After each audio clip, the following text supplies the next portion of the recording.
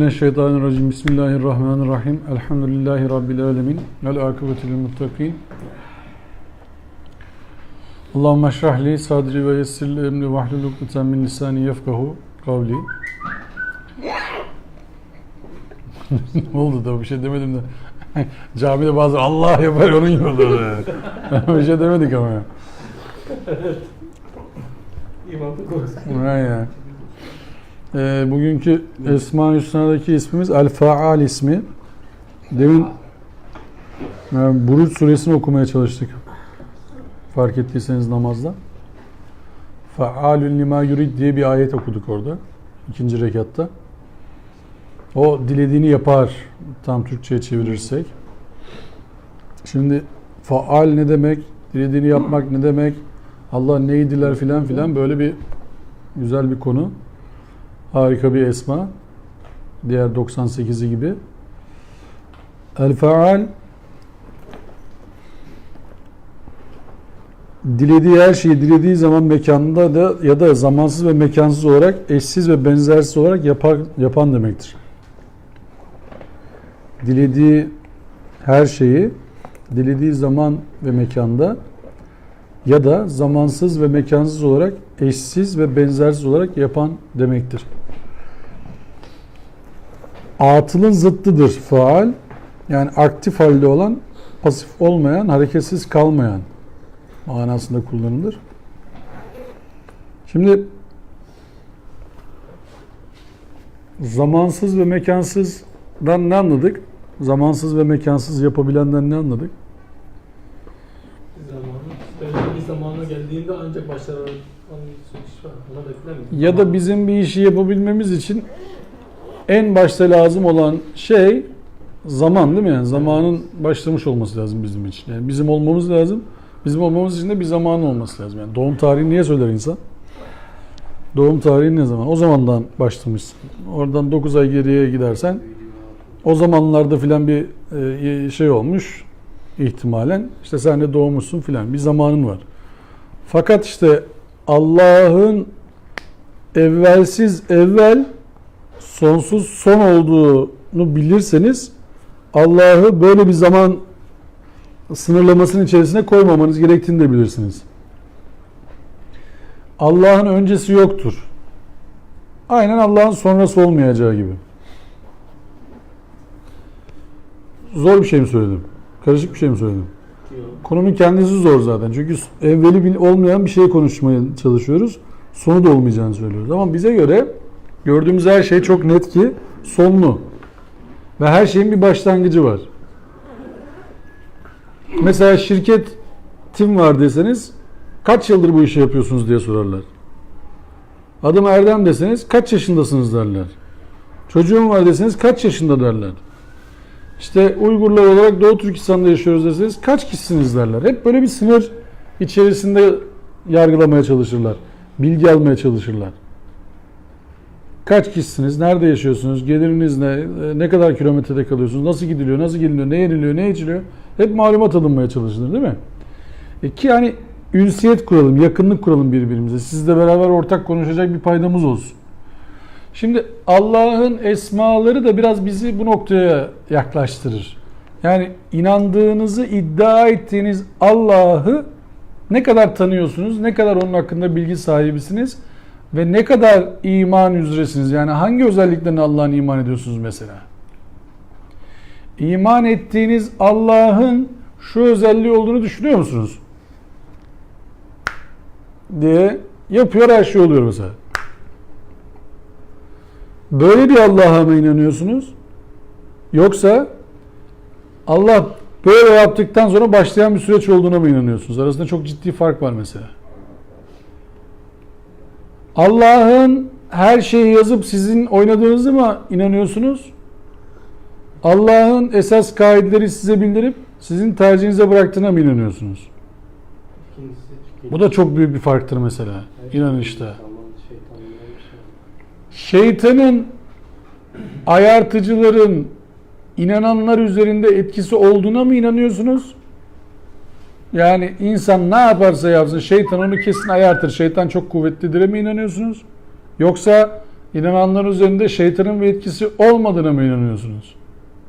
Acayip noktalar, kırılma noktaları. Çünkü bu sizin hayattaki duruşunuzu ortaya koyuyor. İnanışınızın temel sahipleri bunlar. Mesela ahiret diye bir güne inanıyor musunuz? Yani yevmül kıyame, ayağa kalkışa inanıyor musunuz? Mahşer, toplanmaya inanıyor musunuz? Hesaba çekilmeye inanıyor musunuz? Hesaba çekildiğiniz zaman hesap vereceğinize, hesabın sonunda iyi ya da kötü bir yuvaya yerleştirileceğinize inanıyor musunuz? Bak bunların hepsi acayip şeyler, tercihler ve inanışlar. Bunlara inandığınız zaman oradaki mesela sonlu bir hayata inanmanız, sonra hesaba çekileceğinize inanmanız sizin yaşarkenki hareketlerinize yansıyor mu, yansımıyor mu? Yani böyle yastık gibi mi alıyorsunuz kitabı? Baş yastığı haline mi döndürmüşsünüz? Yoksa kitabınız sizi harekete geçiren ana gövde, ana motor mu? Yani kitap sizi harekete mi geçiriyor? Kitap sizi uyutuyor mu? Yani şöyle sorayım. Uykunuz kaçtığı zaman Kur'an mı okuyorsunuz? Kur'an okuduğunuz zaman uykunuz mu kaçıyor? Çoğunlukla uyumak için okuyoruz hocam. Arada çok ciddi fark var değil mi? Boş beleş zamanında. Yani uykusu kaçan adam uykusu gelsin diye Kur'an okuyor ise Kur'an-ı Kerim indiriliş amacına uygun kullanılmıyordur. Uygun değil. Ama Kur'an okuduğunuz zaman uykunuz kaçıyorsa, faal hale geliyorsanız o zaman indiriliş amacına uygun bir okumadır. Arada çok fark var. Yani sevabına nail olmak için uyumadan önce Kur'an okuyun dememi bekliyorsanız beklemenin öyle bir sevap şekli büyük ihtimal yok. Çünkü uyuyacaksınız birazdan, harekete geçmeyeceksiniz. Uyumak için okuyorsunuz onu. Ya da tırnak içerisinde sevap alacağınıza inanarak okuyorsunuz. Sizi harekete geçirsin diye değil. Elinizde bir külçe altın var. O külçe altının amacı onlarca. Siz alıyorsunuz, ayağa denk değil masanın oraya sıkıştırıyorsunuz.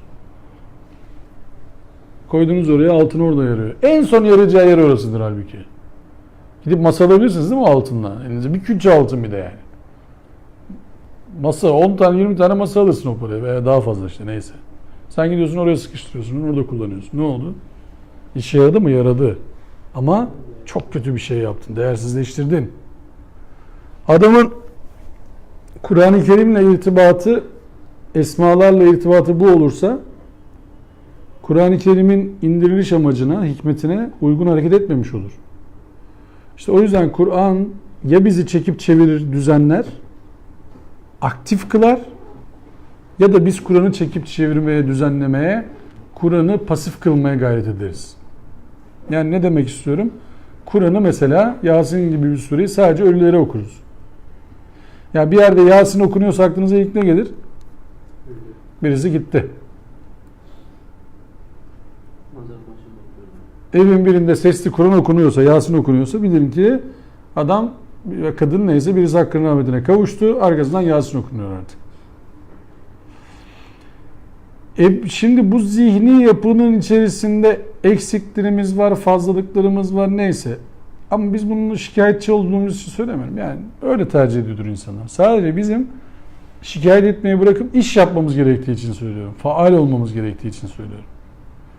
Yani bizler öyle okunan bir yer gördüğümüz zaman akrabalarımız, arkadaşlarımız filan falan gördük ki birisi öldü de Kur'an okuyorlar. Siz şunu yapmayalım yani. Ya arkadaş, ya Allah Allah, ölünün arkasından Kur'an mı okunur? Ya bırakın bu işleri kardeşim. Yani adam şunu sorsa, ne yapayım, türkü mü söyleyeyim dese ölüden sonra, yani adam öldü şimdi, kadın öldü, ne yapayım yani? Bir teskin olmak istiyorum. Kur'an okunacak da burada yani. Ne yapayım yani? Ha orada işte aktif olmamız gerekiyor yine. Yine dersiniz ki oku, tamam çok güzel okuyalım hakikaten, evet yani. Ama bir de manasını bir anlayalım şunu ya. Yani böyle makamlı falan okumayı da bilmiyor da biliriz, sıkıntı yok.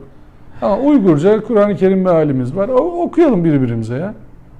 Ölüye mi bir diriye mi bir bakalım mesela. Tam 70. ayete gelince liyunzire men kana hayyan desin ayet.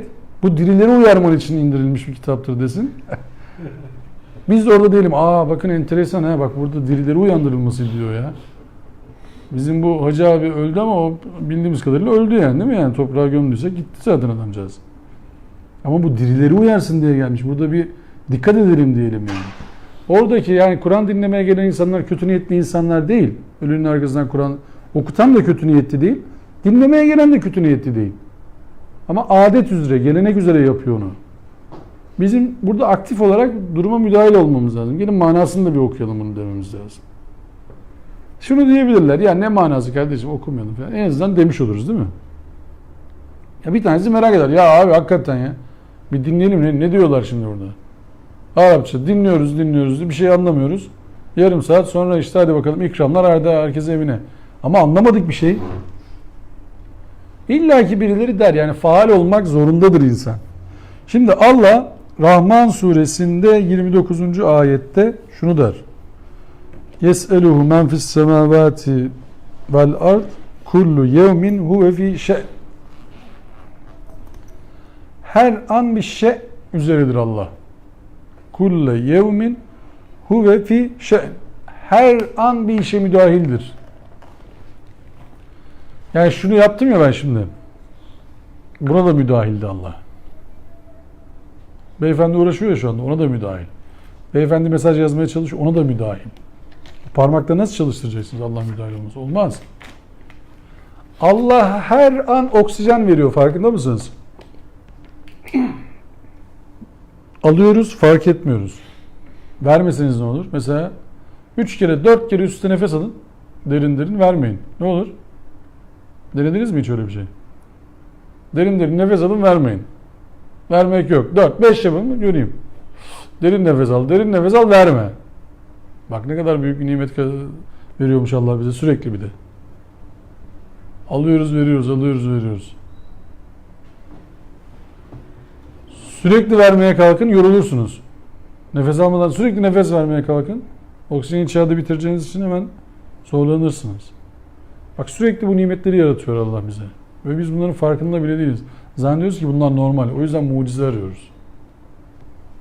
Sürekli mucize peşinde insanlar. Adamın biri gelse şu kalemi şöyle yapsam ben güle çevirsem benim derslere takip eden sayısı 250'ye çıkabilir. Vay adamın yaptığına bak diye bir kalemi aldı gül yaptı. Bir de Allah'ı anlatıyor, süper. Allah keramete bak.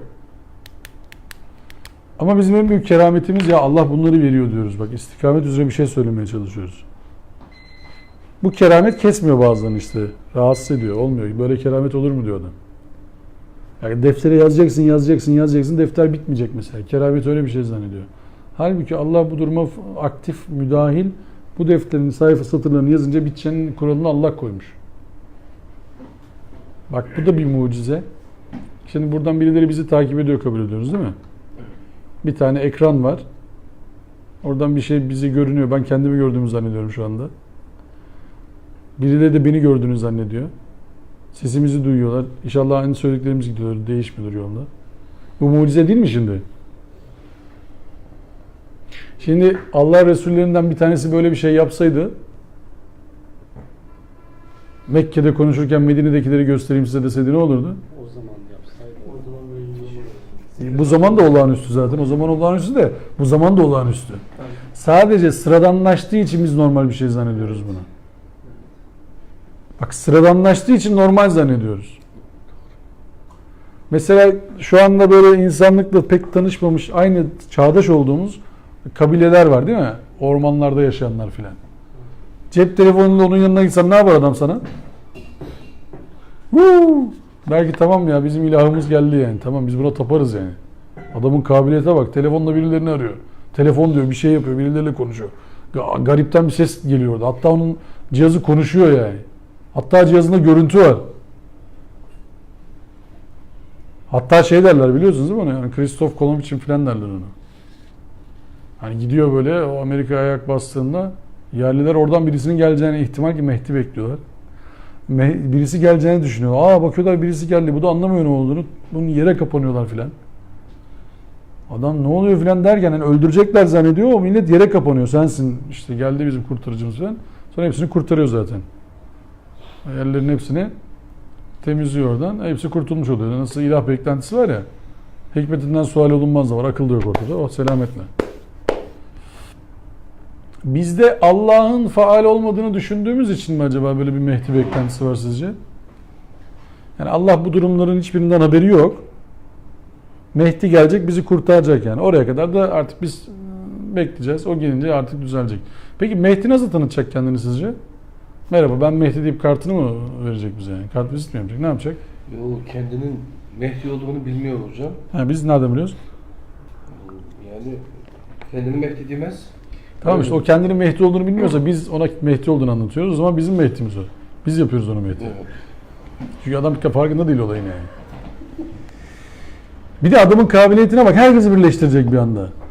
Şimdi biz Allah'ın bak şu inkar noktası şurası aslında. Allah'ın doğrularının, ayetlerinin bize aktardığı vahyin herkesi birleştireceğine inanmıyoruz bak hala biz. Vahye uymaktansa Mehdi'yi bekleyip Mehdi'ye uymayı tercih ediyoruz. Kur'an'da Mehdi'nin geleceğine dair bir tane ayet bilen var mı? Okuyan var mı içerimizde?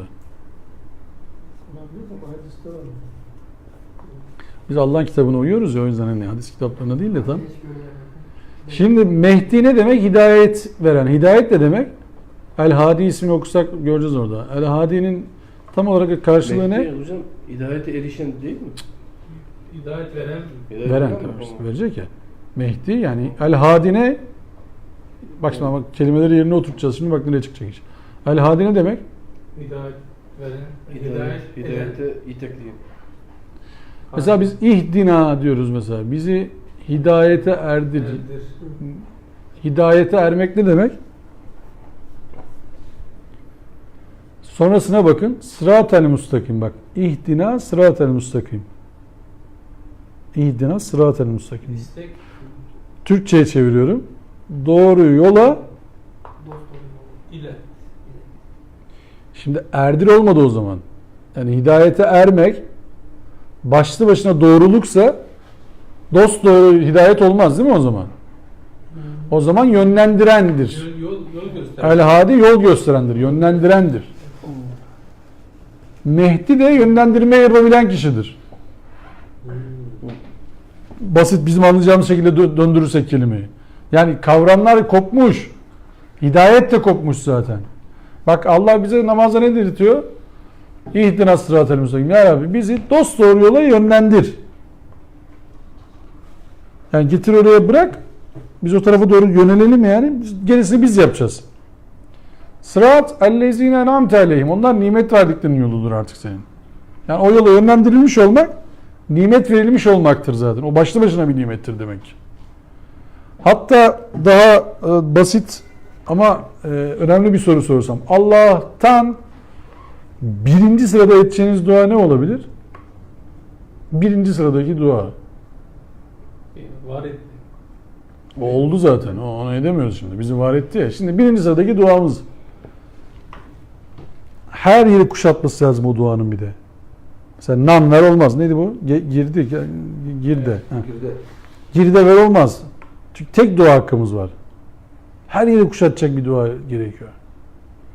İlk dua. Ya. Bak ilk dua değil mi? Allah kendini tanıtıyor sonra bize söz geçiyor. Diyoruz ki ya Rabbi madem öylesin bak. Madem Rahmansın, Rahimsin, Maliki Yevmiddin'sin. O zaman ya Rabbi bir tek sana kulluk edeceğiz. Bir tek senden yardım dileyeceğiz. O zaman başlıyorum. Ya Rabbi sen bizi doğru yola yönelt. Farkında mısınız bunu dediğinizin Fatiha'da? Allah diyor ki bak diyor ben alemlerin Rabbi olan Allah. Hamd sadece bana yapılır. Çünkü ben Rahman'ım, Rahim'im, din gününün sahibiyim. Öyle mi diyoruz biz şimdi? Tamam. O zaman diyoruz ki ya Rabbi biz bir tek sana kulluk edeceğiz, bir tek senden yardım edeceğiz. İyyâke na'budu ve iyyâke nesta'in. Ve ilk talebimiz şu, sen bizi dost doğru yola yönelt. Bak Fatiha'da bunu diyormuşuz, fark ettiniz mi bir anda? Allah ilk önce kendini tanıtıyormuş bize. Biz farkına varıyormuşuz. Hemen bir kulluğumuzu beyan ediyormuşuz. Ve ilk isteğimizi hemen sıralıyormuşuz orada. Vakit geçirmeden. Bizi dost doğru yola yönelt. Mehdi beklemiyor muyuz? İşte Allah'ın her devirde yaratacağı yönlendirici kimmiş? Her kavme bir uyarıcı gönderildi deniliyor değil mi? Vahiy aranızdaysa uyarıcı gelmiş olmuyor mu size? Tabiat ayetleri aranızdaysa uyarıcı gelmiş olmuyor mu bize? İnsan ayetleri etrafımızdayken uyarıcı gelmiş olmuyor mu bize? Her devirde uyarıcı var. Doktorlar diyorlar ki sigara içmeyin, kanser olursunuz. Uyarmadı mı şimdi bize?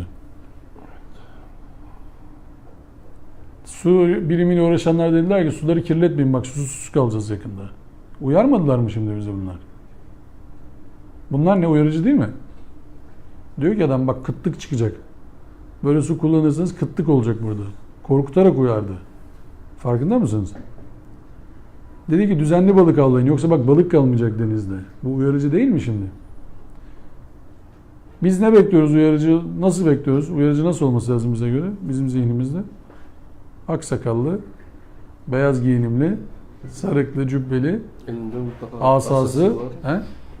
Asayı vurdu mu bütün dünya düzelecek. Sürekli mucize gösterir. Mucize gösterecek, mucize gösterecek. Ya o adamın mucizeye bak, diyor ki salı günü saat 3'te yağmur yağacak. Adam bunu söylüyor, biz bunu normal bir şey zannediyoruz değil mi şimdi? Salı günü diyor ki çarşamba akşamı saat 23'te diyor ay tutulacak. 3 sene önce söylüyor. Çarşamba akşamı, 3 sene sonra çarşamba akşamı geliyor. 23 oluyor. Ay tutuluyor. Bu normal değil mi şimdi? Bu mucize değil yani. Bu normal bir şey şimdi.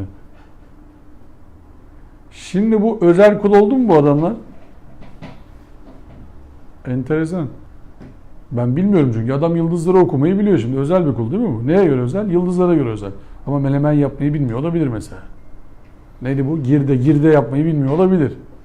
İşte bu da özel bir kul. Bak girde yapmayı biliyor.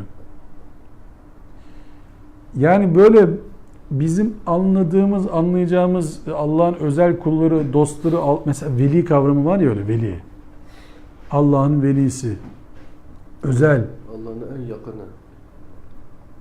Veli. Veli kul, özel kul yani. Allah'ın dostu. Evliya. Çoğulu. Velinin çoğulu evliya oluyor. Biz evliya dersiniz daha iyi anlıyoruz. Evliyalar olmuyor yani. Anladın mı? Ya masada şu anda evliya var. Öyle düşün yani. Veliler var. Kameranın çekmediği yerde evliya var. Buradan öyle diyormuşuz şimdi. Şimdi veli olmak için ne gerekiyor Kur'an'a göre? İman edeceksiniz, salih amel yapacaksınız. Bu. Allah'ın davasını dert edineceksiniz. Niye arkadaşlar? Niye gerekli bu? Çünkü Allah el-faal. Allah her an bir şey yaratıyor. Allah her an bir hayır üzere. Bizler de her an aktif olmak zorundayız. Hocam biz normalde Allah yani var oldu da oldu her şey.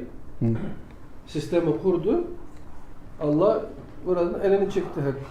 Böyle düşünüyoruz yani. Bu nereden geliyor biliyor musun? İlk hareket ettirici var Aristo'da. El-Muharrik delili bilir misiniz? Duydunuz mu öyle bir şey? Allah hareket ettirdi, bıraktı. Tamam geçmiş olsun. Başka da bir şey karışmadı yani. Yahudilere göre bu nasıl?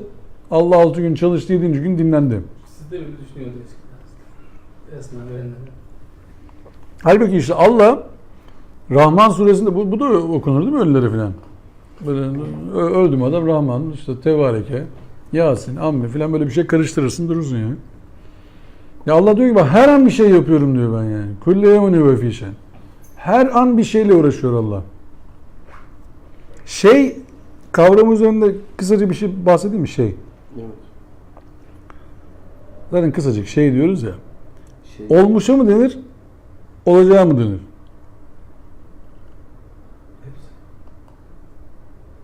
Olmuşa mı denir? Olacağı mı denir? Şey daha olmamıştır. Bak işte o yüzden diyor bak külle yeminü ve fi şeyin. O her an yaratıştadır bak. Her an bir işle meşguldür. Şimdi nereden nereye gelecek konu? Ufacık bir şey bak nelere mani olacak. Allah dilemedikçe hiçbir şey yapamazsınız. Hiçbir şey dileyemezsiniz diye bir ayet var mı? Allah yanılmadan olsun. Allah dilemedikçe siz hiçbir şey dileyemezsiniz. Bak. çevirince değil mi? Hı. Allah dilemedikçe hiçbir şey dileyemezsiniz. Kaza konusu da bu. Allah Değil mi? hakkıysa siz haklayamazsınız diye.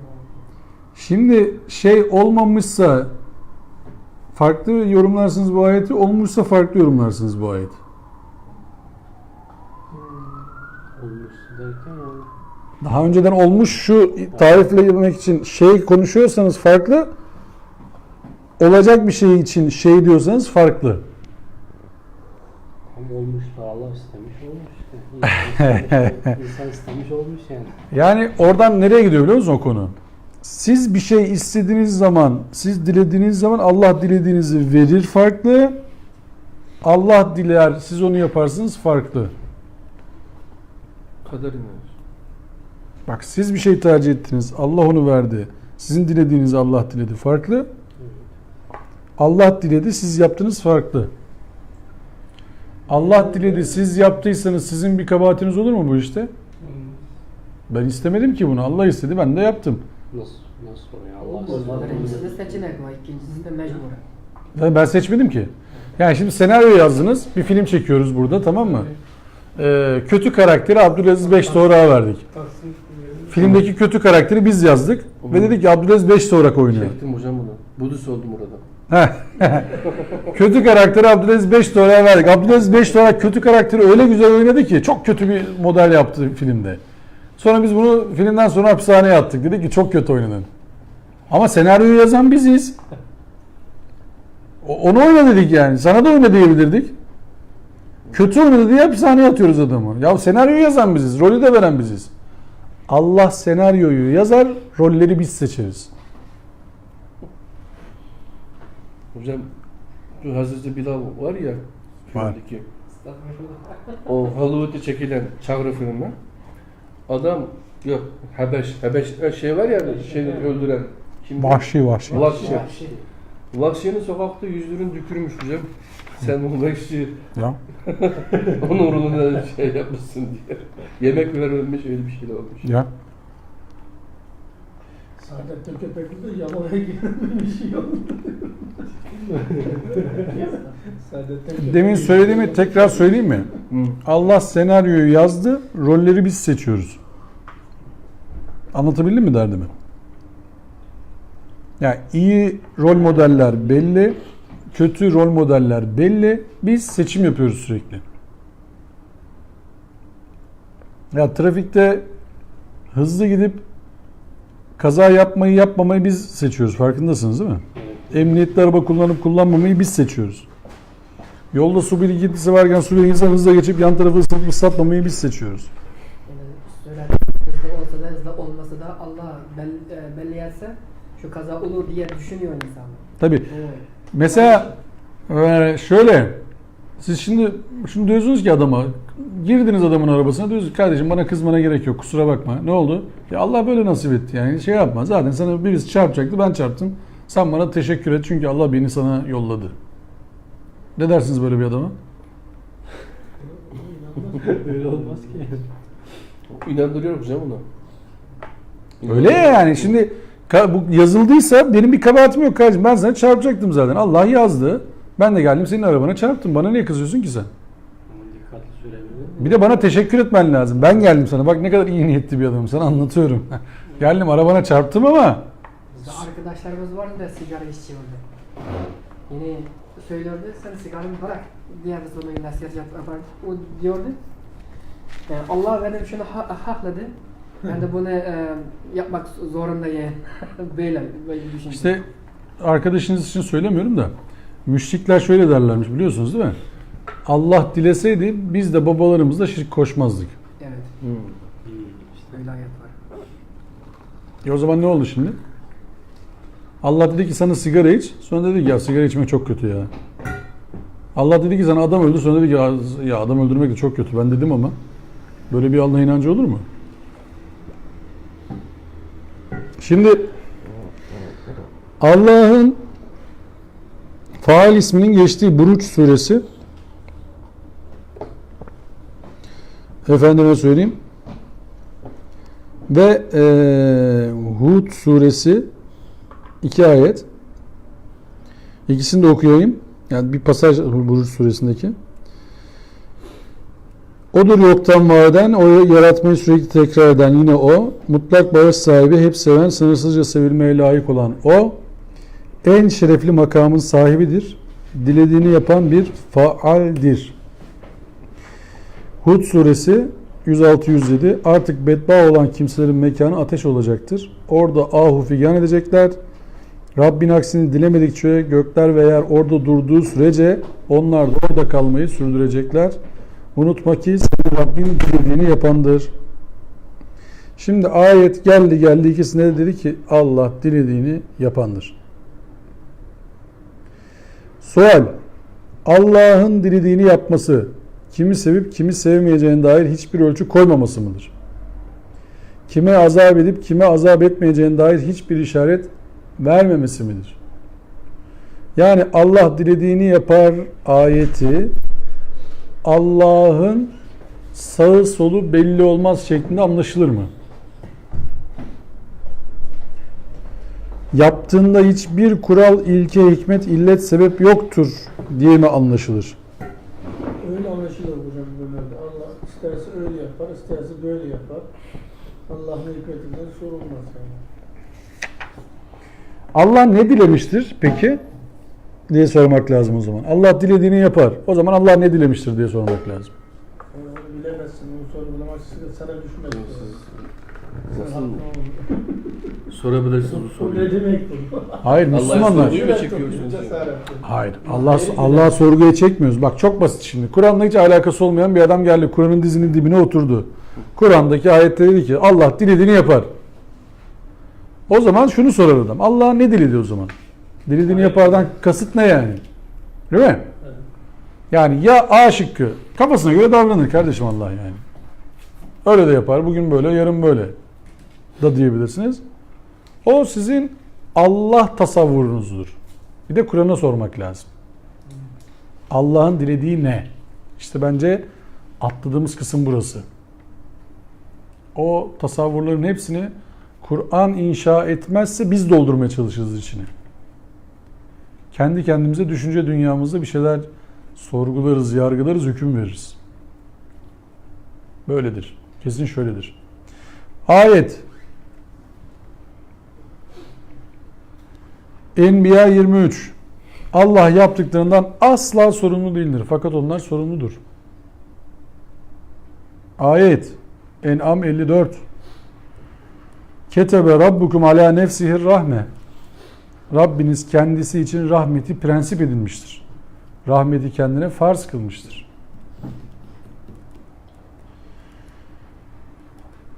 Ali İmran 182. Zalike bima kaddemet eydikum ve ennallâhe leyse bizallamin lil abid. Müthiş ayet. Bu ellerinizle yaptıklarınız yüzündendir. Kuşku yok ki Allah'ın kullarına zulmetme ihtimali asla bulunmamaktadır. Allah kendine rahmeti yazmış, kullarına zulmetmezmiş. Neyi dilemiş oldu şimdi? Rahmeti dilemiş oldu değil mi ilk başta yani? Allah'ın dilediği neymiş? Kullarına zulmetmeyecek, ki rahmetle muamele edecek. Hocam ama Allah mesela şimdi bir doktor üstünde Çin zulmü var ya. Evet. Allah bizi bu Çin zulmünü vererek bizi Evet. uyandırmak istiyor diye böyle düşünenler var. Evet. Ona ne diyeceğiz? Şimdi Allah'ın şu ayet tekrar okuyayım mı? Hı hı. Ali İmran 182. Zalike bima kaddemet eydikum. Evet. Bu ellerinizle yaptıklarınız yüzündendir.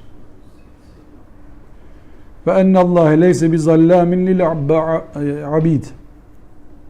Allah'ın kullarına zulmetme ihtimali asla bulunmamaktadır. Şimdi bizim yaşadığımız toplum, bizden öncekiler, hatalı düşünceler, hatalı tavırlar, hatalı yorumlamalar, hatalı kararlarla toplumu fesat yerine çevirdilerse, fesat yurduna çevirdilerse ve başımıza bir bela geldiyse bu nereden gelmiş olduğunu Kur'an ne dedi bize? Kendi ellerinizle yaptıklarınız yüzündendir dedi, değil mi? Sevgili arkadaşlar, bizim zalim, hain, haddini aşan, Çin ve onun benzeri yönetimlerin hiçbirini savunacak tarafımız yok. Ama kendimizi eleştirme zorunluluğumuz var. O duruma nasıl gelindiğinden dersler çıkartmazsak o durum bizim kaderimiz olur. Çünkü aynı şeyleri yapıp farklı sonuç beklemeye çalışırsak o azap kamçısı bizim kaderimiz olur. Düştüğümüz yerden kalkmak zorundayız. Bizler zalim, Çin yönetimi ya da diğer tüm zalimler ellerinden kurtulmak istiyor isek Allah'ın ipine sımsıkı sarılmak zorundayız, birlik olmak zorundayız. Ve insanlığın hayrına işler üretmek zorundayız.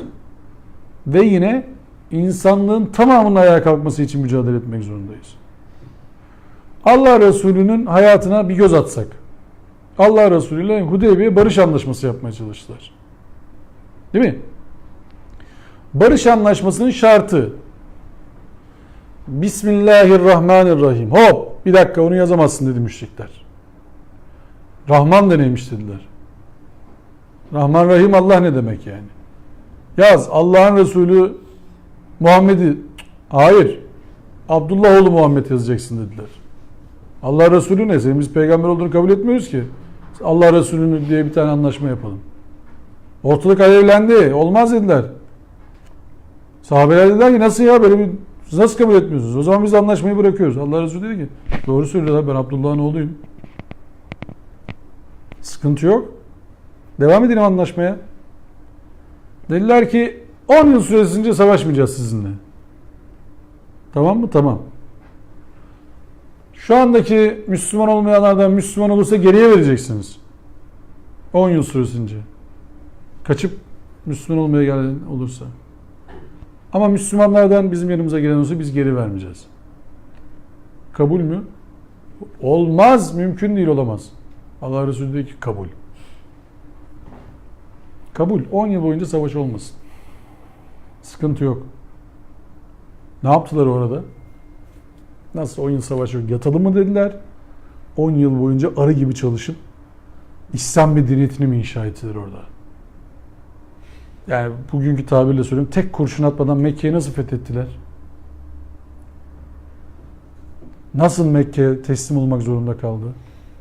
Bozan kim oldu anlaşmayı? Kendileri. Ama buradaki en büyük konu ne biliyor musunuz hocam? Buradaki en büyük konu bizim birlik olamayışımız. Birlik olacağımız tek nokta var. Allah'ın ipine sımsıkı sarılacaksınız. Şu hoca, bu cemaat, geçin abi bunları. Şu mezhep, geçin bunları. Geçin bunu. Bunlar savunulacak, tek Allah'ın ipi olacak şeyler değildir. Kur'an'a sımsıkı sarılmak zorundayız. Farklılıklardan kopmak zorundayız. Sizin Uygurlu olmanız, benim Bayrampaşalı olmam hiçbir mana ifade etmez. Hepimiz Allah'ın kullarıyız. Kur'an'ın önüne dizimizi çökeceğiz. Kur'an ne diyorsa kabul edeceğiz. Ve ilk başta Allah'ın tek terbiyecimiz olduğunu kabul edeceğiz. Benim söylediklerime değil hocam. Kur'an'ın söylediklerine itibar edeceğiz. Çok seviyoruz biz hocayı. Fark etmez. Allah'ın söylediğinden daha fazla kimseyi sevemezsin. Allah'ın doğrularının yerine herhangi bir doğruyu kaynak yapamazsın. Kur'an tabiriyle min dunillah yapamazsın. Yani Allah'ın astı, Allah'ın yardımcısı, Allah'tan bir önce. Ona söylersek o da Allah'a söyler. Olmaz Kur'an'da. İslam bunu kabul etmez. Allah'a la şerike leh diyorsanız, senin ortağın yok diyorsanız bunları iddia edemezsiniz. Bunları söyleyemezsiniz. Allah ne derse o, bitti. Başka türlü düştüğümüz yerden kalkamayız. Çin'e sabaha kadar lanet okuyalım. İsrail'e lanet okuyalım. Amerika'ya lanet okuyalım. Bak biz birlik olmadığımız müddetçe lanet filan olmayacak. Onları yenmemizin tek yolu var. Allah diyor ki İnna Allah yuhibbullezine yukatilune fi sebili saffen keennehum bunyanun mersus. Allah yolunda birbirine geçmiş tuğlalar gibi kenetlenip savaşmanızı sever. Dinini parça parça edenler, ihtilafa düşenler gibi olmayın diyen Allah değil mi? Yahu ne oluyor bize? Bu ne hadsizliktir ya. Tefrikaya düşüyoruz. Sonra diyoruz ki bu da rahmettir. Nasıl olacak rahmet? Soruyorum size. Allah birleşin diyecek, biz ayrılacağız, rahmet olacak. Nasıl olacak? Aman kırılmasınlar, şimdi zamanı değil. Ne zaman? Kur'an'ın zamanı ne zaman sizce? Kur'an'ın etrafında birleşmenin zamanı ne zaman gelecek? Allah Resulüne Kalem suresinde diyorlar ki, Kalem suresi onu anlatır bize değil mi? Kalem suresinde diyor ki onlar müsamaha gösteriyorlar ki sen de müsamaha gösterilsin, yumuşak davranılsın. Asla yapma. Çünkü Allah'ın doğrusu pazarlığa gelmez. Allah'ın esasları pazarlığa gelmez. Allah'ın esaslarından bir tanesinin yerini değiştiremezsiniz. Mesela şöyle yapamazsınız. Bu paket programdır hocam. Paket program. Hepsi birbirini bağlar. Zincir. Tık tık tık tık tık tık. Bütün algoritmalar ona göre yapılmıştır. Ya bu tuşa bastığınız zaman bütün tuşların harekete geçmesi lazım. Siz o tuşu etkisiz hale getirdiğiniz zaman o tuşun yerine başka bir tuş koyamazsınız. O tuşun yerine koyduğunuz tuş sistemi bozar. Çünkü doku uyuşmazlığı olur. Kanser nedir abi? Kanser dediğiniz nedir? Bir hücre vücut tarafından tanımlanamaz. Dışlanır. Dışlandığı zaman o kendine dışlanmışları bulur, orayı öldürür. Vücuda düşman olur. Bak içinizde olduğu halde. Başka bir şey koyamazsınız. Dışarıdan müdahale olunamaz. Ve kanser hücreleri her gün oluşur. Vücudun bağışıklık sistemi iyi ise vücut her gün o kanseri yener. Bak vücut her zaman teyakkuzdadır. Teyakkuz aynı kelime mi sizde de? Yani sürekli böyle tedbirlidir, hareket halindedir. Evet, aynı kelime. Koşuyor. Sürekli teyakkuzdadır. Sürekli o kanser hücreleriyle mücadele eder. Ne zamana kadar? Bağışıklık sistemi iyi çalışana kadar. İşte Müslümanın bağışıklık sistemini iyi çalıştıran nedir hocam? Kur'an'dır. O yüzden biz Allah'a sürekli ne diyoruz namazda? Ancak sana kulluk edeceğiz, ancak senden yardım dileyeceğiz diyoruz. Hud suresine döndüğün zaman Hud suresi 1-2 ne diyor Allah? Biz diyor kitabı anlaşılır kıldık. Sebebi ne ya Rabbi? Niye böyle yaptın? Çünkü başkasına kulluk etmeyin diye. Çünkü başkasına kulluk etmeyin diye. Edersek ne olur? Bozulur hocam. Yine şey diyenler var ya. Zalim Allah'ın kamçasıdır. Öyle zannediyorlar. Onunla Zalim. uyanacaksın. Tabii olur. Hatta zulüm bizi birleştirdi. Birleştirmez hocam. Kalmışın kimin elinde? Allah'ın elinde. Allah onu yapıyor, zalim mi oluyor? Hocam şöyle Allah'ın kamçısı dediğin zaman işte Allah kamçıyı düzeltiyor diyorsun sen aslında da ne dediğinin farkında değilsin. Allah Rahman Rahim'im diyor. Sen diyorsun ki Allah bizi kamçılıyor merak etmeyin o bizi düzeltecek şimdi falan. Şimdi bak o senin fantezi dünyan şeyle alakalı değil Allah'la alakalı bir şey değil o. Şimdi Allah diyor ki ben Rahman ve Rahim'im. Vedudum, Gafirim, Gaffarım, Gafurum. Efendime söyleyeyim. Yani bu ayete uymuyor yani. Ali İmran 182. Kendi ellerinizle yaptıklarınız yüzünden diyor. O benim tesavvurumdaki hıyal şeyim. O senin inandığın Allah Yani. yani. Ha, anladın mı? O senin o İbadet ettiği şeyden mitolojiden esinlenerek oluşturduğun Allah inancı o. Bizde genel eğitim bile yok hocam mesela. Usta, muallim, zalim olur. Böyle Evet. alim olur diyor mesela. Hep zalimlik biz Alim zalim. Şimdi Allah faal olması ne demek aslında? Şu demek. Allah sizin her anınıza müdahil demek. Her anınızdan hesaba çekecek demek sizi bak. Çünkü her anınızı Allah yaratıyor. Yani bu durumu Şu an düştüğümüzde her Çin an zulmünü biliyor. Allah yarattı yani. Efendim? Şu an Çin zulmünü Allah yarattı yani. Çin zulmünü yaparsan. Tabii ki Allah yarattı. Allah'ın yaratmadığı hiçbir şey yok. Evet. Ama Çin zulmünü toplum kendi elleriyle yaptı. Kendisi istedi onu. Bak toplum kendi elleriyle yaptı. Hangi toplum hocam? Orada yaşayan toplum, tamam mı? Çinliler zulüm etmeyi istediler. Zulümle abad olacaklarını zannettiler. Uygurlular da kendi atalarını kendileri çıkartacaklar oradan. Niye o duruma geldi o iş? Türkler dünyada şu anda bazıları tarafından çok seviliyor, bazıları tarafından çok sevilmiyorsa bunun sebebini araştırmak lazım. Hiçbir şey sebepsiz olmaz. Hiçbir şey sebepsiz olmaz. Yani insanlar, şimdi Doluk'un kardeşim Çinlilerin arasında yaşadın değil mi uzun süre sen? Çinli arkadaşlarım vardı vesaire. Bu adamların özü böyle çok iğrenç, çirkin, böyle hiç ipe sapa gelmez adamlar mı bunlar yaşadıkların senin? Buradaki insan nasılsa onlar da öyle. Kötüsü de var, iyisi de var. Her tipten Hatta var. Ama bizim ön kabulümüze göre Çinliler, niçin Allah yarattı Allah'ın bunları defolu mu Allah'ı diye soruyanlar var. değil mi? Öyle zannediyoruz yani. Tabii yanlışlığım orada. Allah onların belasını vermiş, yaratmış kötü mal. Biz de onların sayesinde işte ne oldu şimdi? Kim kötü oldu? Çinliler kötü yaratıldıysa Çinlilerin kabahati yok hocam. Şimdi Allah bizi insan aslini takvim olarak yarattı diyor ise bir tek Müslümanlara mı diyor sizce? لَقَدْ خَلَقْنَا الْاِنْسَانِ فِي اَحْسَنِ. Ya Allah Allah. İnsan. Her insan. Biz insanı diyor ahseni takvim olarak yarattık. Biz diyoruz ki Çinliler kötü yaratıldı. Bozuk ürün. Nasıl oluyor sizce? Efendim? Başka ilah yaratmış. Öyle yere gidersin. Onu çıkın. Değil mi? Mantık biraz öyledir. Zorlar insanı değil mi? İnsanın konforunu bozar düşünmek. Şimdi mehluk halık ilişkisini okuyamıyoruz demek. Tabii insan biraz konforu bozuluyor düşününce. O yüzden düşünmez insan. Cahil insan mutlu olur derler böyle. Her şeyi biliyorsun ne güzel işte. Ama hadislere göre öyle mesela insan temiz, Müslüman yaratılır. Çinli'nin çocuk getirip kendinden eğitirsen o Müslüman. Şimdi hocam sen şunu mu diyorsun efendime söyleyeyim. Mesela Yahudiler yaratılışta Allah tarafından seçilmiş. Yahudi doğuyorsun öyle mi? Garanti bunlar. Yahudilerin bu söylevini destekleyen var mı? Yahudiler Yahudiler kendine öyle diyor hocam. Biz Tamam işte. seçilmişiz diyor. Onu destekliyor musunuz? kızıyorsunuz. Kızıyor musun, destekliyor musun bu söylemi? Kızıyoruz abi. Yanlış olduğunu düşünüyorsunuz. Öyle mi? Biz de aynı düşüncedeyiz. Ya Müslüman olduğumuz zaman biz seçilmiş olduğumuzu iddia ediyoruz. Onu nasıl kabul ediyorsunuz? Bazen biz de öyle düşünüyoruz. Allah bizi sevdiği için Müslüman yaptı. Ha değil mi? Öyle yani. Biz seçildik yani. Biz kafadan Müslüman yaratıldığımız için seçildik. Peki o zaman bir soru soracağım size. Finlandiyalıların ne günahı var sizce? Onlar Müslüman yaratılmadı. Veya da Çinlilerin ne günahı var? Müslüman yaratılsalardı o zaman. Madem biz seçildik onlar seçilmedi. Seçilmedikleri için zulmediyor olabilirler mi bize? Haşa ya, öyle şey olur mu şimdi? Olacak iş mi şimdi?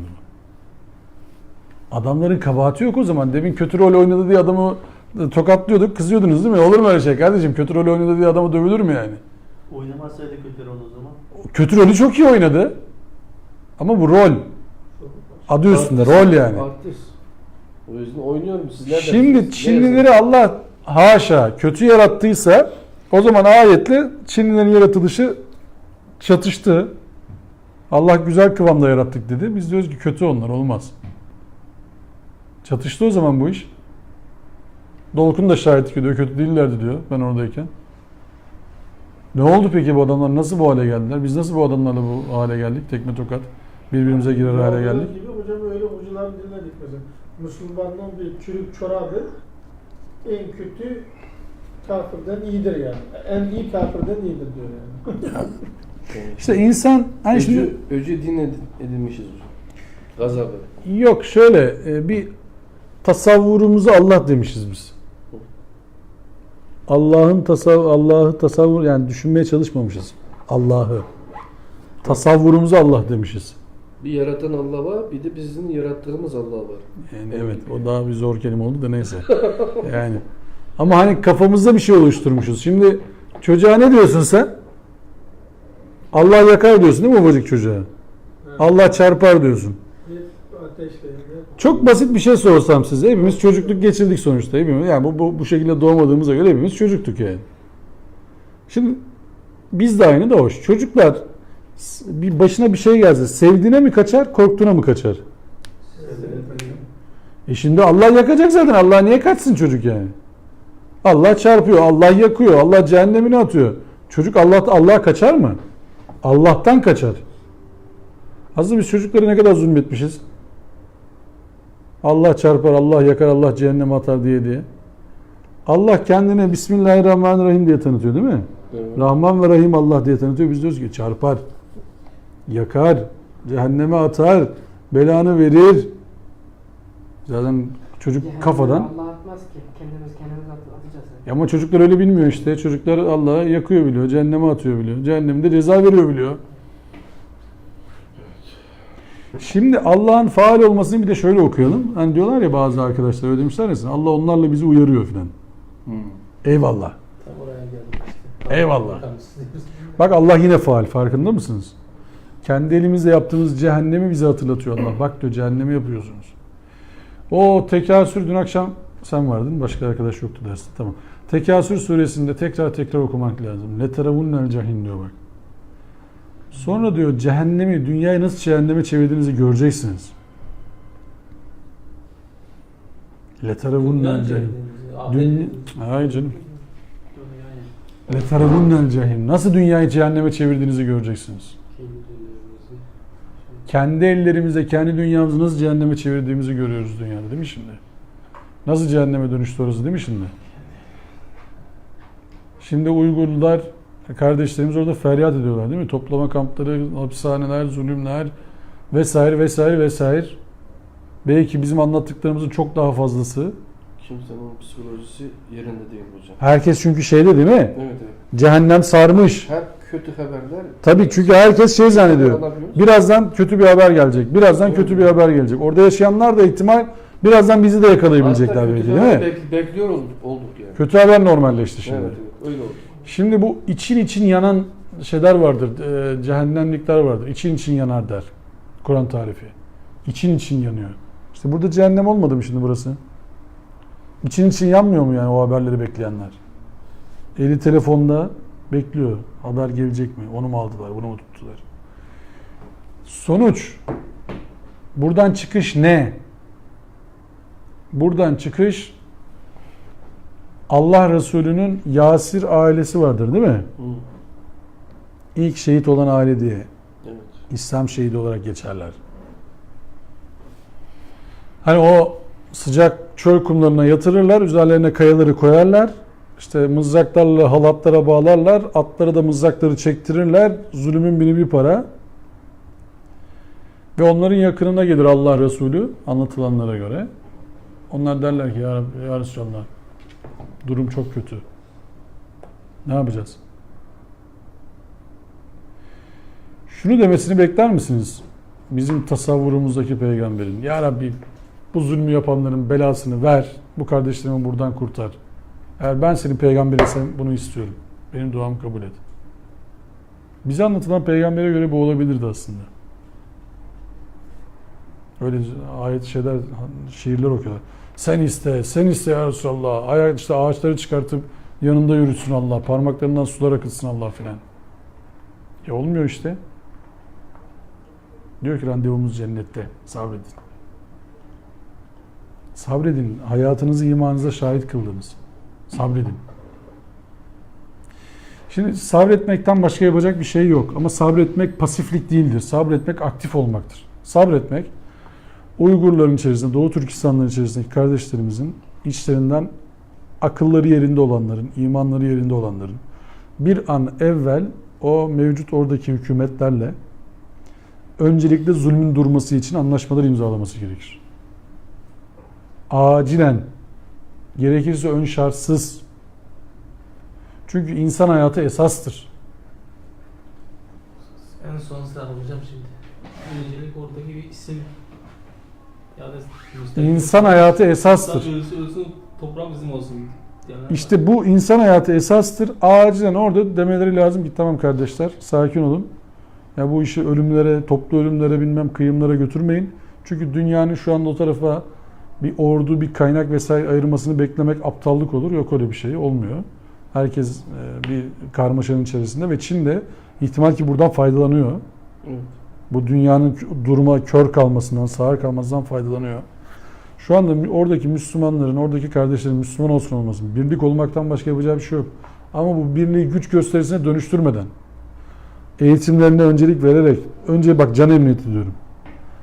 Ondan sonra eğitimlerine öncelik vererek oradaki toplumun içerisinde devlete, hakim güce zararlı olmadıklarını anlatacakları bir organizasyona ihtiyaçları var acilen. Kardeşim biz burada bak özerkiz kabul ama buradan kalkıp da bu ülkeyi biz kendi kendimize götüreceğiz falan değil. Merkez hükümette devam edeceğiz. Gelin burada biz beraber bir iş birliğine döndürelim demeleri şart. Yoksa Allah korusun harbiden toplu ölümlere belki gidecek iş. Ve o hadi arkadaşlar toprağımızı kazanacağız diyenlerin hiçbiri ölmeyecek. işte öyle, onlar engel oluyor işte. Öyle yaparsa hain, münafık ileride. O toprağımızı kazanıyoruz, saldırın aslansınız, kaplansınız diyenlerin hiçbirine bir şey olmayacak ihtimal. Çünkü onlar hala görüşmelerde olacaklar öbür tarafta. Bazen özel kalsın yaşayan, ondaki insanı yaşasın diyenler hayali ilan ediyor. Evet. Yaşamak ne ya? Orada isim. İşte o adamları biraz dikkatli okumak lazım. Yani Bak o adamları dikkatli okumak lazım. Ben Çin dahil bütün zalimlerin Allah huzurunda çok büyük hesap vereceğine imanım var.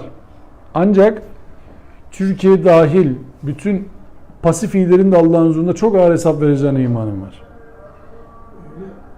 Bak pasif iyi olmak da kötü bir şey. Çok kötü bir şey. İşte bu noktada inşallah devreye giriyor. Biz inşallah yanlış anlıyoruz. İnşallah Allah dilerse demektir. Allah'ın dilemesi garantidir. Biz Allah'ın iyi bir şey dilemesi için ne yapmamız gerekiyor? İyi şeyleri de bizim de dilememiz gerekiyor. Biz bir harekete başladığımız zaman plan, ne diyeyim size, ön çalışma, tedbir ve hareket yapmazsak tevekkül yalan olur. 5T var diyor. Plan, ön çalışma, tedbir, hareket yaptıktan sonra tevekküle döneceğiz. Plan yapmazsanız, duyguyla hareket ederseniz, duyguyla ülke yönetmeye kalkarsanız ölürüz arkadaşlar. Katlediliriz duygularımızla hareket edersek. Akılla hareket etmek zorundayız. Akılla duyguyu sentezlemek zorundayız. Birleştirmek zorundayız. Tez, antitez, sentez. Duygu bir tarafta, akıl bir tarafta, oradan bir sentez çıkartmak zorundayız. Yani zulme razı olmak diye bir şey söz konusu değil. Ancak bak şimdi diyorum ki burası yanıyor. Siz diyorsunuz ki yangın tesisatı çekelim. Hocam yangın tesisatı şu anda çekilmez. Şu anda yangını söndürelim. Ondan sonra bir daha yangın çıkmaması için ne gerekiyor ona bakalım. Burası yanmaya başlamış. Ben yangını söndürmeye çalışalım diyorum. Sen diyorsun ki yangın tesisatı çekelim şimdi. Yangın tesisatı yangın çıkmadan önce çekilir. Sevgili hocam. Antivirüs programını virüs girdikten sonra koysan ne olur bilgisayara? Antivirüs programı adı üstünde değil mi? Önceden koyacaksın ki virüsü engellemeye çalışıyorsun. Dua ediyorsun. Bilgisayara virüs girmiş, sen diyorsun ki ben antivirüs kurayım artık. O girdi. Ne kadar hasar verdiğini de bilemiyorsun ki. Girdi, olan oldu. Yani inşallah demek işi yokuşa sürmek ya da işi boş vermek değildir. Ama maalesef ne oldu toplumda inşallah? Yarın akşam gelecek misin? İnşallah. Ha tamam, gelmeyeceksin sen, belli. Adam diyor ki mesela o işimiz Allah'a kaldı. Hocam hangi işin Allah'a kalmadı ki senin? Veya şükür ki işimiz Allah'a kaldı. Allah'a kaldıysa hiç sıkıntı yok. Allah zaten doğrusunu yapacak. Allah'ın zulmetmeyeceğine iman edin. Allah'ın her an faal olduğuna iman edin. Allah'ın her şeyi duyduğuna iman edin. Allah'ın her şeyi gördüğüne iman edin. Ama Allah'ın, tırnak içerisinde söylüyorum inşallah yanlış anlamazsınız, taraf tutmalarına da iman edin.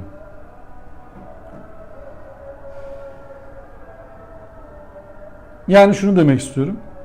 2 tane tarla var. Birisini Müslüman ekiyor, birisini dinsiz ekiyor. Müslümanın ektiğinden tarlada 800 kilo mahsul, dinsizin ektiğinden 8 kilo mahsul olmaz. Bunun olmasının tek şartı ne biliyor musunuz? Müslüman olmayanın yanlış tohum, yanlış tarım yapması. İkisi de aynı toprakta, aynı şekilde ziraat yapıyorlarsa, tarım yapıyorlarsa ikisi de aynı mahsulü alırlar hocam. Böyle bir Allah'a iman ediyorsunuz, bilginiz olsun. Yani şöyle bir Allah tasavvur ediyorsanız, biz Müslümanız, bizi galip getirsin, yoksa biz iman etmiyoruz, etmeyin hocam. Çünkü Allah öyle bir Allah değil. Allah'ın prensibi öyle değil. Yani şunu demesin kimse. Ya biz Müslümanız, Allah bize niye yardım etmiyor ki şimdi yani? Öyle mi? Yanıyor Müslümanlık. Allah bize niye yardım etmiyor? Allah şartı ne biliyor musunuz yardımın? Ayet. Feskürünü eskurukum. Beni anın, ben de sizi anayım. Eğer Allah'ın dinine yardım ederseniz Allah da size yardım eder. Siz hareket edin diyor önce Allah. Hareket edin. Allah'ın yardımını görün. Hareket etmenin de mantığını abiler. Hareket edeceksiniz. 1. Tedbirinizi dikkatli yapacaksınız. Hesabınızı, kitabınızı dikkatli yapacaksınız. ön çalışmalarınızı bitireceksiniz, faaliyete geçeceksiniz ve Allah'a tevekkül edeceksiniz. Dosdoğru oldum, ellerimden gelen bu diyeceksiniz. Biz hiçbir şey yapmadan elimden gelen bu diyoruz. Allah da diyor ki kapat o sayfayı, boş ver. Elinden gelen buysa bana sunulacak dilekçem bile senin boş. Şeye gittin değil mi? Belediyeye gittin değil mi dükkan açmak için? Belediyeye giderken evrakların eksik olursa açılıyor mu hocam dükkanın? Program yazdınız değil mi hocam? Bütün sitelerden çekmek için. Bir tane kodunu yanlış yazsanız sizin program çöker mi hocam? Bir tane kodunu yanlış girdiniz. Sizin istediğiniz planın dışında kalır değil mi o program? Çünkü esasına uygun değil. İşte Allah'a ettiğiniz duaları bu dilekçe olarak yapmıyorsanız bu duanın kabul olmasını niye bekliyorsunuz hocam?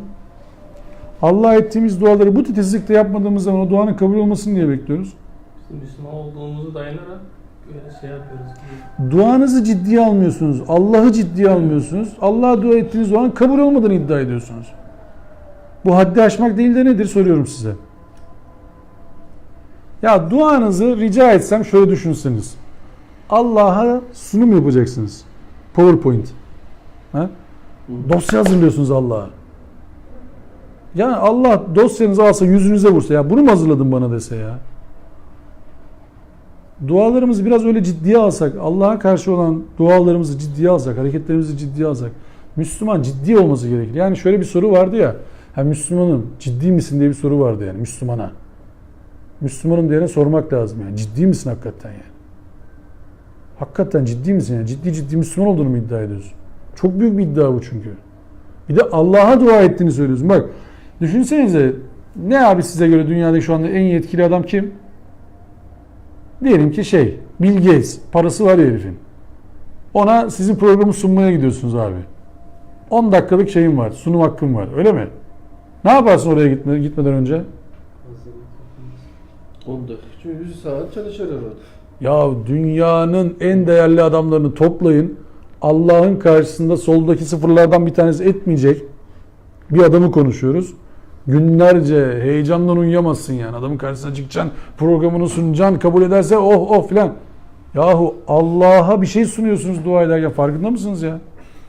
Ne kadar itinasız dualar ediyoruz. Ondan sonra diyor ki duam kabul olmadı. Etmedin ki dua, niye kabul olsun? Elinden geleni yapmadın ki, niye kabul olsun? Diyorlar ki bizim işler bozuk. Hocam işlerinizi bile tertipli yapmadınız ki, niye düzgün olsun? Türkiye'de işler bozuk. Nerede düzgün zannediyorsunuz? Düzgün iş yapmadığınız müddetçe her tarafta işler bozuk. Siz bulunduğunuz ortamı güzelleştirmiyorsanız, girdeyi güzel yapmıyorsanız her yerde işiniz bozulur hocam. Buna müşteri gelmiyor. Müşteri gelmiyorsa biraz kendinize bakın. Belki yanlış yerde açtınız dükkanı. Yanlış sunum yapıyorsunuz belki. Yanlış ürün yapıyorsunuz belki. Sebepleri tartışmadan sonucu niye tartışıyorsunuz? Unutmayın. Allah her işe faaldir. Her an faaldir. Her sonuçta faaldir. Her şeyi görüyor, her şeyi duyuyor. Ancak inandığımız Allah tasavvurunu gözden geçirmemiz lazım. İstirham ediyorum. Tasavvurunuzu Allah kabul etmeyin. Allah'ın Allah dediği isimleri ciddi okuyun. Ağır konuştum gibi algıladım ama dikkati çekmek için söylüyorum. Bak Allah'ın kendini anlattığı şekilde anlamaya çalışalım. Kafamızdakini Allah dersek o zaman Allah'a isyan ederiz. Çünkü Allah, bak tekrar söylüyorum, bir tarla yakın, yağmur aynı yağmur, tohum aynı tohum, toprak aynı toprak, birisi inanıyor birisi inanmıyor. Farklı sonuç beklerseniz bu Allah'ın çalışmasını yanlış anlamak demektir. Allah'ın ölçüsünü yanlış anlamak demektir. Olamaz yani, böyle bir şeye inanmayın. O yüzden faal olan Allah, Rahman olan Allah, aynı toprak, aynı su, aynı tohum.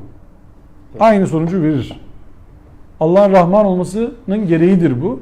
O yüzden de Allah'a sakın böyle şey demeyin. Ya Rabbi biz inanıyoruz, bu inanmıyor, o da 10 ton çıkarıyor, biz de 10 ton çıkarıyoruz. Nerede kaldı bizim Müslümanlığımız demeyin. Sanki biraz onu diyoruz gibi Müslüman alim olarak. Yani Yahudilere kızıyoruz, seçilmiş zannediyor kendini, uyanıklara bak ha filan diye. Ama biz de aynısını zannediyoruz galiba biraz.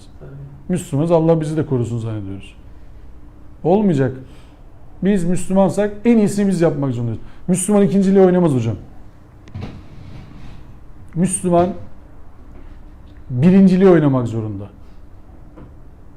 En iyisini oluşturmak için çözümler üretmek zorunda. Müslüman sürekli arge yapmak zorunda. Allah Resulüne inandığını söylüyorlar ya, diyor ki mesela Allah Resulü'nü çok seviyorum. Hocam Allah Resulü'nün dininden bize gelen bir söyle var değil mi? 2 güne eşit olan ziyanlıdır. Soruyorum, 2 gününüz eşit mi hocam? Allah Resulü hangisini çok seviyordunuz? Ya Müslümanların durumuna bak şu anda. Bu 2 gün eşit olmanın sonucu değil de nedir? İşte değil mi? Geriye geliyoruz. Türkiye'de cumartesi tatil mi? Evet. Tatil. Pazar tatil mi? Evet. Tatil. Yetmiyor, bir de cumayı tatil etmek istiyoruz değil mi? Bu da diyoruz Müslümanların tatili. Ya Müslüman, ulan Yahudilerin tatilini yapıyorsun. Hristiyanların tatilini yapıyorsun. Bir de Müslüman ne zaman çalışmayı istiyorsun sen ya? Cuma günü Kur'an'da tatil olduğunu kim söyledi? Şeriat söylüyor. Çalışın diyor değil mi? Ya diyor ki namazdan sonra hemen yeryüzüne yayılın. Allah'ın fazlından arayın diyor. Devam edin diyor ya. Bir işi bıraktığın zaman kalk başka bir işe yönel diyor. Kur'an, biz diyoruz ki bak cumartesi yetmedi. Pazar yetmedi, bir de diyoruz Müslümanların tatili cumadır. Ya bunu diyen Müslüman mıdır diye sormak lazım bazen ya. Ya el insaf kardeşim ya. El insaf, adamlar Japonlar üzerine atom bombası yağdı. Ülke kalmadı. Çalış çalış bizi geçtiler. Biz hala yatmanın derdindeyiz ya. Almanlar üzerinden tankla geçtiler, tankla. Ülke kalmadı, orduları yok adamların. Evet. Bizi geçtiler, sonladılar, bir tane iki tane şirketi bizim kadar ciro yapıyor ya. Koca Müslüman aleminin kaç tane patenti vardır geçen sene? 1.7 milyarlık Müslüman alemi. Kaç tane patent ürün çıkardı? Kaç tane buluş var insanlığı heyecanlandıran ya? Hocam patent dediğiniz şey nedir? Onu anlayan bir çok az ki yani. Sevgili hocam bak tekrar söylüyorum, günün sonu El Faal isminin bize anlatması gereken şey. Madem Allah El Faal, her an bir iş üzere, Şimdi biz özelliyor demek ki. aktif olmak zorundayız. Allah'ın aktif olun emrini iyi anlamak zorundayız. Üretin emrini iyi anlamak zorundayız. Biz aktif olmayı 33 kere Subhanallah, 33 kere Elhamdülillah, 33 kere Allahu Ekber demek zannettik. Allah'ın ismini ezberlersek cennete gireceğiz zannettik. Yahu ezberle cennete giriliyorsa telefonunuza Kur'an-ı Kerim var mı? Sizin telefonlar cennetlik olduğuna inanıyor musunuz hocam? Bu telefonunuzda ben yapmadım ki hocam yani. Gavur yaptı. Gavur nasıl? Telefonda akıl yok ki bunda. İşte bizde de kullanmayınca aynı şey oluyor hocam ya. Kur'an-ı Kerim'e hafız olmuş adam diyor ki ben cennete gidiyorum. Ne yapıyorsun hocam? Niye cennete gideceksin? Hayırdır? Sadece kendi getiriyor. Ne yapıyorsun mesela? Bizim telefon cennete gidemiyor. Sen niye gidiyorsun? Ne yapıyorsun mesela? Hafız oldun. Hayatına ne kattın? Topluma ne kattın? Ne yaptın? Ne değer ürettin? O ayetlerin hepsini üstüne aldın. Ne yaptın? Sonuç? Allah Resulü'nün hayatını okusak mesela böyle 10-15 ayette şehit olanlardan bahsederiz değil mi? 10-15 ayet okumuşlar. Kapı gibi böyle şey olmuş, Müslüman olmuşlar. Hayatlarını ortaya koymuşlar. 6236 tane ayet var hafızada. Hayatında 5 tanesini göremiyoruz. Ne yapacağız hocam? Yani faal olmak zorundayız. Müslüman pısırık olmaz. Müslüman aktif olmak zorunda. Müslüman öğretmek zorunda. Müslüman canhıraş vaziyette mücadele etmek zorunda. Allah Resulü'nün davasına destek olacaksınız. Allah Resulü'nün davasına salat edeceksiniz. Bunun tek şartı var. Çalışacağız, üreteceğiz, aktif olacağız. Yan gel yat olmaz. Müslüman böyle olamaz. Müslümanlar haftada bir gün sohbete geldik, sevaba girdik. Zannetmesinler, böyle bir sevap yok. Aktif olmak zorundayız. Siz öğretim, geçen hafta burada söyledik değil mi? Öğretim işini hocam burada konuştuk değil mi? Öğretmen işini. Öğretim sizin hareketlerinizi değiştiriyorsa öğretim tamamlanmıştır. Öğrenmişsinizdir. Hareketlerinizi değiştirmiyorsa öğretim denmez ona. Bir enerji içeceği içtiğiniz zaman onun sizi enerjik yaptığını fark ediyorsanız bu öğrenme işidir. Sürekli içersiniz onu. Enerji istediğiniz zaman. İçmiyorsanız bu öğrenme olur mu hocam? Olmaz. Kur'an bizi eğitiyor bak. Ama Kur'an'ın bize öğrettiklerini bizim hayatımızı değiştirmesi lazım. Her ayet çok ama çok önemlidir. Bugün son ayetimiz Kıyamet 34-36 pasajı. Evlâ leke fe evlâ sümme evlâ leke fe evlâ eyahsebul insânu en yutreke Seda. Suda. Ya hakikaten böyle. Çin'den konuştuk, bilmem nereden konuştuk. Son ayette böyle geldi. Evla kime diyorsun? Evla leke fe evla. Evla. Yazıklar olsun sana. Hakikaten yazıklar olsun. Yine yazıklar olsun sana. Ne yani? İnsan başıboş bırakılacağını mı zannediyor? Olur. Yatın, Allah size ceza vermesin. Yatın, örgütlenmeyin, birleşmeyin, tevhid olmayın, Allah'ın doğrusu için uğraşmayın, Allah'ın davası için mücadele etmeyin, Allah da size acısın, merhamet etsin. Ya öyle bir ayet var ki Resulüm sen aralarındayken onlara ne diye zulmedelim diyor ya Allah. Allah Resulü yok diye mi bize zulmediliyor zannediyorsunuz? Allah Resulü aranızda değil mi? Allah Resulü'nün bütün getirdiği, bize tebliğ ettiği ayetler aramızda değil mi? Allah Resulü aramızda olsaydı bu ayetlere uymasaydık ne olacaktı? Son soru. Allah Resulü aramızda, İstanbul'da yaşıyor. Ayetleri bize tebliğ etti. Biz bu ayetlere uymuyoruz. Ne bekliyorsunuz? Ne olacaktı sonucu? Resulü yalanlayanlar olacaktı hocam.